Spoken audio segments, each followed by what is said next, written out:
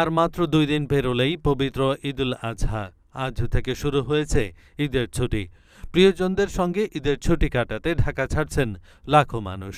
এই ঈদযাত্রায় সড়ক ও রেলপথে যাত্রীদের ভিড় থাকলেও ব্যতিক্রম চিত্র রাজধানীর সদরঘাট লঞ্চ টার্মিনালে। স্বাভাবিকের চেয়ে যাত্রীর উপস্থিতি কিছুটা বেশি হলেও তেমন ভিড় দেখা যায়নি ঘাটে। সরকার নির্ধারিত ভাড়ায় ঠিক সময়ে ছেড়ে যাচ্ছে লঞ্চগুলো।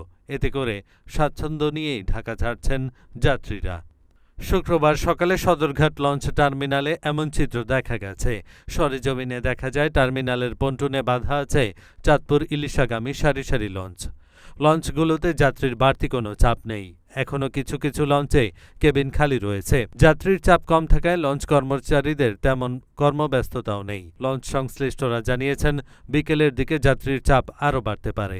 মানুষদের যাত্রা নির্বিঘ্ন করতে রাজধানীর প্রধান নদীবন্দর সদরঘাট টার্মিনালের নিরাপত্তা ব্যবস্থা জোরদার করা হয়েছে। এরই মধ্যে বিআইডব্লিউটিএ, জেলা প্রশাসন, ফায়ার সার্ভিস, আইনশৃঙ্খলা বাহিনী সহ বিভিন্ন সংস্থার প্রতিনিধিরা দায়িত্ব পালন করছেন।